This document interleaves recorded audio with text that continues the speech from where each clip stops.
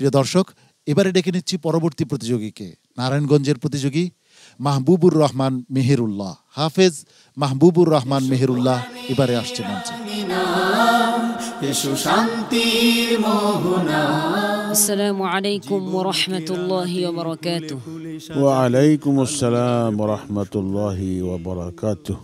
يا أيها الذين آمنوا اصبروا وصابروا ورابطوا واتقوا الله لعلكم تفلحون. أعوذ بالله من الشيطان الرجيم. بسم الله الرحمن الرحيم. ألف لام ميم. الله لا إله إلا هو الحي القيوم.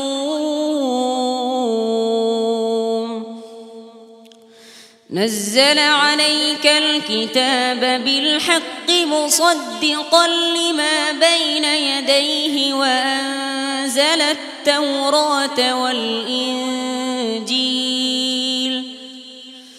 من قبل هدى للناس وأنزل الفرقان. إن الذين كفروا بآيات الله لهم عذاب شديد والله عزيز ذو انتقام. إن الله لا يخفى عليه شيء في الأرض ولا في السماء. هو الذي يصوركم في الأرحام كيف يشاء. لا إله إلا هو العزيز الحكيم.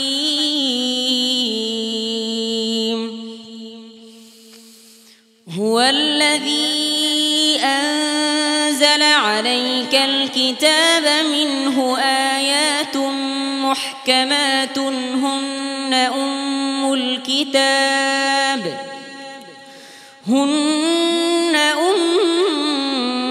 الكتاب وأخر متشابهات. فأما الذين في قلوبهم زيغ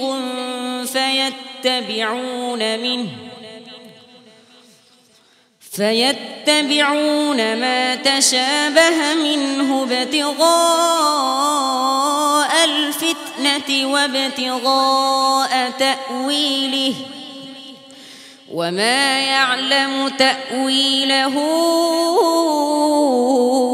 إلا الله. والراسخون في العلم يقولون آمنا به كل من عند ربنا وما يذكر إلا أولو الألباب. صدق الله العظيم.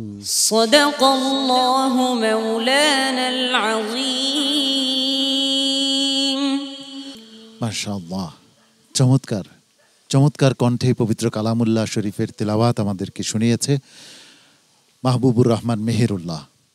সম্মানিত বিচারক মোহতারাম কারি হাবিবুল্লাহ বেলালি, আপনার কাছে কেমন লেগেছে? মাশাআল্লাহ, আলহামদুলিল্লাহ, খুবই ভালো লেগেছে।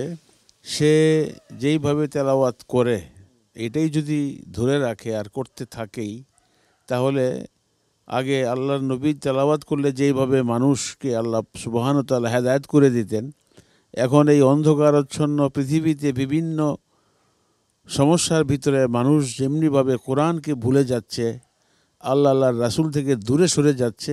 এই তেলাওয়াতের মাধ্যমে মানুষ আবার আল্লাহমুখী, কোরআনমুখী, ইসলাম প্রেমিক হবে, আমার দৃঢ় বিশ্বাস ইনশাআল্লাহ। সম্মানিত বিচারক হাফেজ কারি নাজমুল হাসান, ওর প্রত্যেকটা পর্বেই ইয়াদের সমস্যা হচ্ছে, এটার দিকে লক্ষ্য রাখতে হবে। ও যদি এটা ভালো করতে পারে, ইয়াদটা আরো মজবুত করতে পারে, বেশ ভালো করবে। হাফেজ মাওলানা আবু ইউসুফ, আমি নিজেও খুব ভক্ত তোমার তেলাওয়াতের। এত চমৎকার একটি কণ্ঠ আল্লাহ তাকে দিয়েছেন স্পেশালি, আমি মনে করি।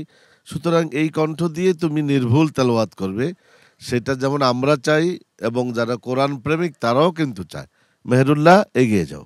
হাফেজ কারি জহিরুল ইসলাম, আমার কাছে অনেক অনেক ভালো লেগেছে, তবে মদ গুন্নার প্রতি আরেকটু সতর্ক থাকতে হবে, যেন বেশি না হয় আবার কম না হয়ে যায়। তুমি চেষ্টা করলে অনেক ভালো করবে ইনশাআল্লাহ।